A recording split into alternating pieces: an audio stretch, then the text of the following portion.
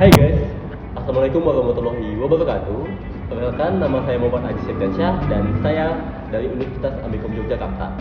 Dan pada kesempatan kali ini kita kedatangan salah satu owner dari coffee shop KK. Boleh diperkenalkan diri? Ya, perkenalkan, nama saya Azrul Amin Abbas. Saya owner dari coffee shop Kekai yang sekarang ini berada di Jalan Kaliurang ya.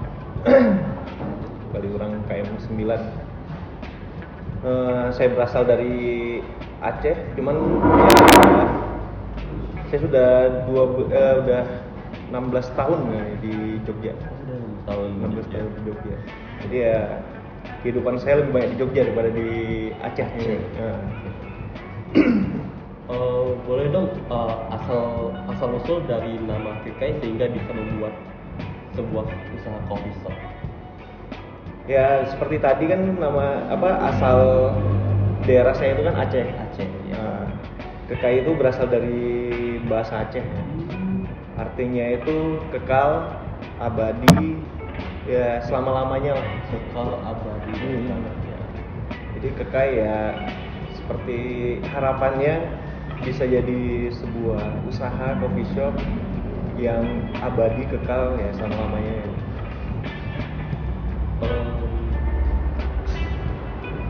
Apa yang Anda inginkan dan atau tujuan dari Kak Afrul saat membuka KK Coffee?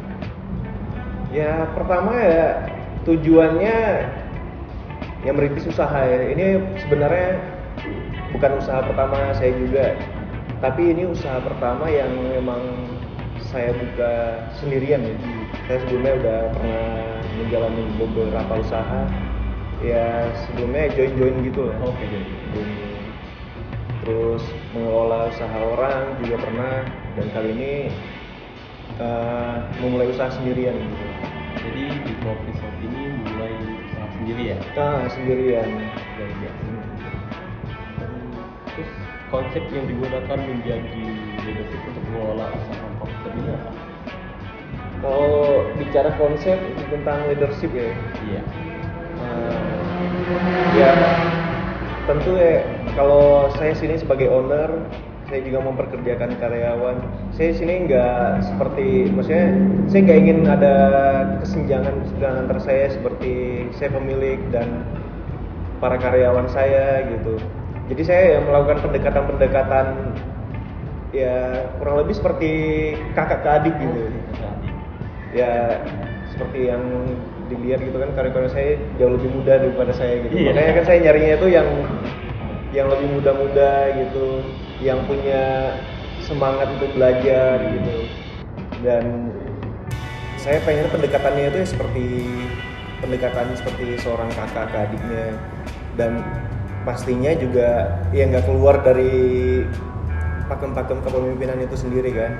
Jadi kita sebagaimana kita harus memimpin karyawan, ya ada saatnya untuk kita itu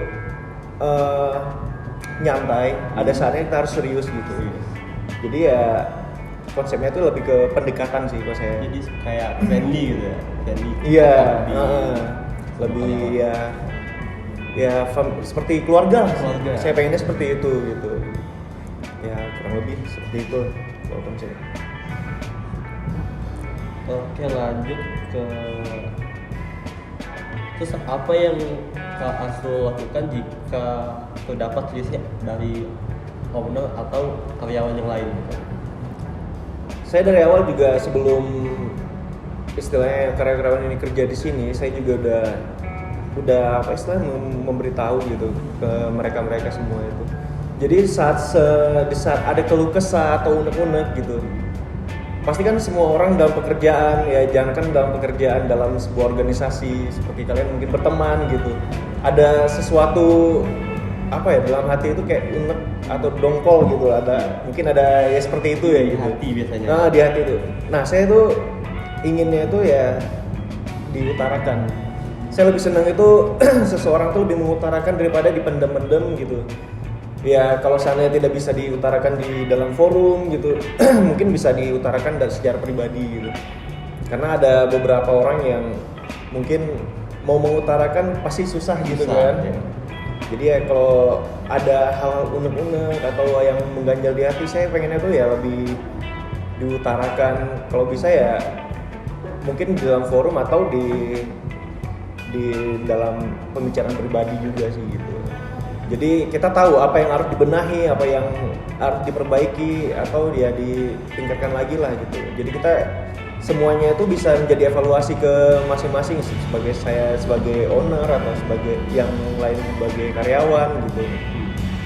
Jadi ya saya nggak pengen ada perselisihan kecil. Kadang tuh ada kayak cuman hal sepele kadang gitu kan. Hal sepele bisa menjadi besar gitu.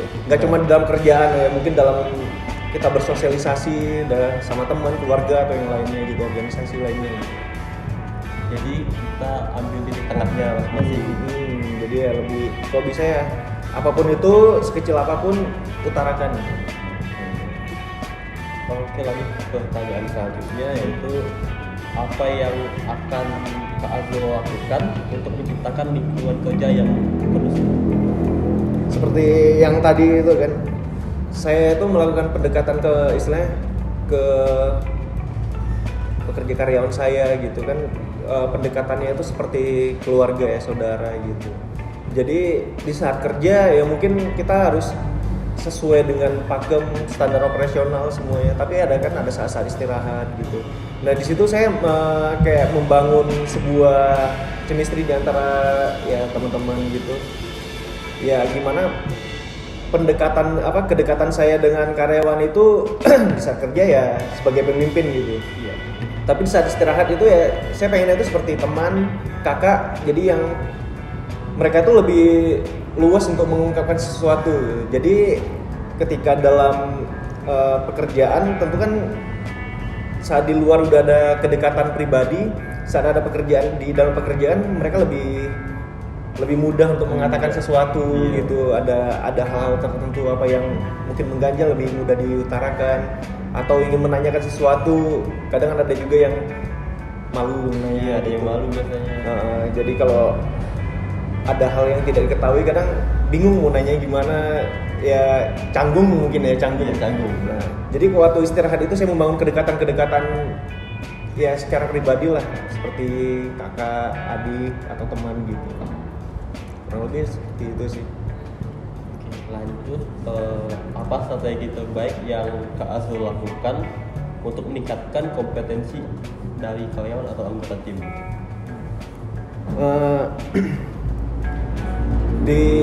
Dari awal sini karyawan saya nggak semuanya yang mempunyai basic dalam ilmu, kan ini coffee shop kopi ya, pasti.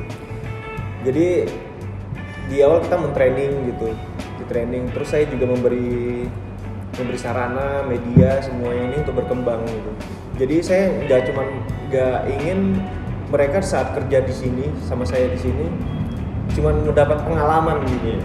Pengalaman, apalagi kalau pengalamannya itu pengalaman pahit kan kita juga nggak pengen gitu ada kesan pas saat mereka keluar atau ada mereka dia jauh ke depan nanti di saat mereka mencari sesuatu yang lebih baik lagi ke depannya. Jadi kita kayak meninggalkan pengalaman pahit itu nggak ingin gitu. Nah jadi saya pengennya tuh mereka di sini mendapatkan pengalaman ya yang nggak cuma sekedar pengalaman tapi edukasi. Makanya itu kan saya memberi sarana semuanya di sini untuk belajar ya kalau bisa setelah di sini mereka jauh lebih berkembang gitu, yang dari sebelumnya mungkin nggak bisa bedakan robusta arabica gitu kan. Jadi kedepannya itu udah bisa membedakan atau yang lebih jauh lagi dari metode-metode yang lainnya gitu. Jadi saya nggak cuma pengen di sini mereka cuma mendapat pengalaman doang, tapi ilmu yang lainnya itu juga mereka dapatkan dari ilmu tentang dunia perkopian gitu kan mungkin, terus manajemen semuanya itu. Saya ingin mereka ya mendapatkan semuanya itu. Menarik. Lanjut nih pertanyaan selanjutnya ke Mbak. Adakah pengalaman yang membantu Kak Azul dalam menjadi pemimpin yang baik? Kalau pengalaman ya ada ya, saya pengalaman ya istilah memimpin suatu istilahnya beberapa kelompok-kelompok kecil gitu dalam ya mungkin kepanitiaan di dalam organisasi gitu. Tapi kalau dikatakan pemimpin yang baik itu saya nggak bisa menilai pribadi saya sendiri gitu. Iya. Mungkin ya saya menilai mungkin baik gitu. Ya jatuhnya malah narsistik saya. Iya. Gitu kan. Ya sejauh ini saya cuman mengupayakan jadi lebih baik aja gitu, menerapkan segala sesuatu itu dengan ya lebih baik aja. Masalah itu benar baik atau enggaknya itu kan kembali ke yang saya pimpin itu, gimana mereka menilai. Kalau saya pribadi saya nggak bisa menilai itu seperti apa, tapi saya berusaha mengupayakan untuk menjadi lebih baik aja sih, lebih baik. Oke, lanjut ke pertanyaan selanjutnya ya. Apa arti kepemimpinan menurut Kak Azul sendiri di bidang usaha manapun selain profesor? Kepemimpinan ya. Kalau kepemimpinan atau pemimpin gitu, kan pada hakikatnya kita tuh sebagai manusia semua manusia itu kan terlahir sebagai pemimpin. Kita memimpin ya secara lingkup kecil itu kita memimpin diri kita sendiri gitu. Bagaimana memanage diri kita sendiri kan itu sudah salah satu bentuk kepemimpinan. Ya kalau seandainya kepemimpinan di lebih luas lagi, bagaimana kita dalam bersosialisasi gitu, pembawaan diri kita, dan dalam lingkup kecilnya ya kurang lebih saya menerapkan itu ya kepada diri saya sendiri, bagaimana memimpin diri saya untuk lebih baik tentunya, memanage diri gitu. Kan istilahnya memimpin atau kepemimpinan itu kan banyak hal itu yang kita nggak sengaja, nggak kita sadari itu kita udah melakukannya gitu. Iya.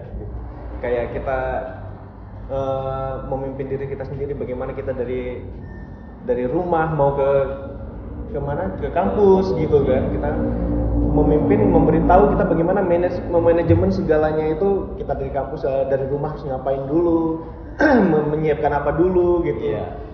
Terus kita kesana itu bagaimana, kan itu kita udah melakukan sebuah bentuk kepemimpinan gitu, memimpin diri kita sendiri kan gitu. Ya kurang lebih begitu sih. Jadi kadang ada hal-hal kecil yang kita nggak tanpa sadari gitu, kita udah melakukan sebuah bentuk kepemimpinan gitu. Kita udah memimpin diri kita sendiri dalam hal kecil gitu, dalam lingkup kecil gitu, tanpa kita sadari bahkan. Benar. Dan nanti penerapannya ya saat kita terjun ke lapangan, ke sosial gitu kan, ke dalam sebuah organisasi atau ke dalam individu kecil, dalam mungkin kepanitiaan atau hal lainnya lah, dalam pekerjaan mungkin gitu. Mungkin kayak di kampus ada HMJ atau HIMA gitu kan gitu, bagaimana kita mungkin ada divisi sebagai pemimpin divisi atau lainnya gitu.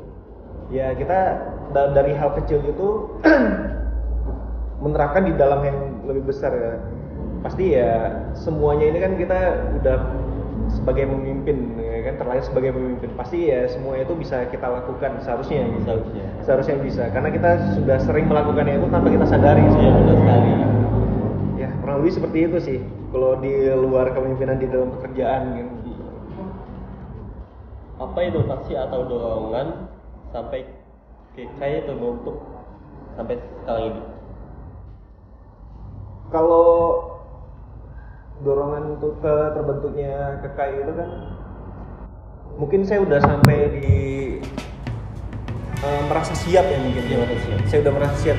Sebelumnya kan saya sudah ya ada beberapa pengalaman lah, kurang lebih saya udah pernah menjalankan usaha dengan ya teman-teman lah. Kalau dulu kan saya masih join-joinnya itu bareng teman, terus sempat ngikut orang juga gitu kan, mengelola usaha orang seperti itu. Dan di titik ini saya udah merasa ya kayaknya saya harus melangkah lebih maju lagi gitu. Kalau dari zona nyaman ya. Nah, jadi ya harus berani ngambil resiko juga kan gitu. Apalagi saya di sini sendirian gitu.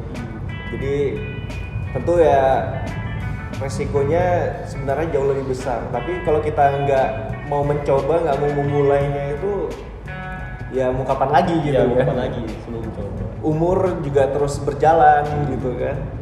Jadi kalau kita harus ngelawan ketakutan gitu, nggak mau mencoba gitu ya, mungkin kesempatan itu bakal hilang nantinya gitu. Jadi ketika ada kesempatan, ya kenapa nggak saya coba gitu ya. Tentunya ya kita harus memanage semuanya itu dengan baik. Ya insya Allah lah ya berjalan dengan semestinya dan dengan sesuai harapan gitu. Iya. Harapannya. Oke, untuk pertanyaan terakhir, saran untuk anak muda pecinta kopi dan hobi nongkrong. Saran. Iya. Saya kalau ngasih saran-saran seperti ini bingung juga ya kan. Karena kan kalau dari saya itu kan beda generasi ya. Iya. Mas Haji umur berapa? Sekarang umur 21. 21 ya. Iya. Saya ini masuk 31. Beda 10 tahun. Beda 10 tahun, beda generasi ya. Mungkin beda gaya nongkrong, tapi saya selalu pengen coba update gitu kan. Iya. Gimana sih budaya ngopi anak-anak sekarang gitu. Kalau kita saran ya, kalau saya mungkin itu lebih ke kebiasaan coffee shopnya juga sekarang sama dulu juga beda. Kalau dulu itu, kalau sekarang ini lebih kayak ada kesenjangan sih antara customer dengan yang bagian produksi atau bagian yang coffee shopnya sendiri itu ada kesenjangan. Jadi mereka sekedar sebagai customer sama ya bagian penjual gitu kan. Kalau di tempat di zaman saya dulu gitu, jadi customer dengan penjual itu seperti membangun hubungan juga, seperti kita memberikan edukasi, ngobrol-ngobrol, sosialisasi kan gitu kan. Kalau sekarang ini kan lebih banyaknya itu kita sekedar kayak nongkrong, ya cuman dengan lingkungan kita sendiri gitu, dengan pembahasannya itu aja gitu kan. Kalau kita mesen udah selesai langsung duduk gitu. Iya. Kalau sekarang mungkin ya yang nongkrong itu kalau saya dulu kan nongkrong itu lebih kayak saya orangnya penasaran gitu. Iya, penasaran. Saya suka nanya ini itu saya itu sebenarnya. Mungkin ya ada beberapa coffee shop sekarang ini kan kayak nggak menerapkan hal itu mungkin ya. Tapi masih banyak juga sebenarnya, masih banyak juga yang menerapkan. Misalnya kita nanya-nanya, kita bertanya tentang itu, mereka masih memberikan edukasi gitu. Ya kalau bisa, kalau nongkrong itu jangan cuma sekedar nongkrong wasting time kayak gitu, ngebuang-buang waktu yang istilahnya pulang ya udah nggak ada apa-apa gitu. Iya, benar. Kita ya kalau bisa ya nongkrong jangan cuma sekedar nongkrong, ya kita kalau bisa bersosialisasi, menambah saudara lagi di tempat dimanapun gitu kan. Kita ya mungkin pernah nggak nongkrong sendirian? Pernah gitu.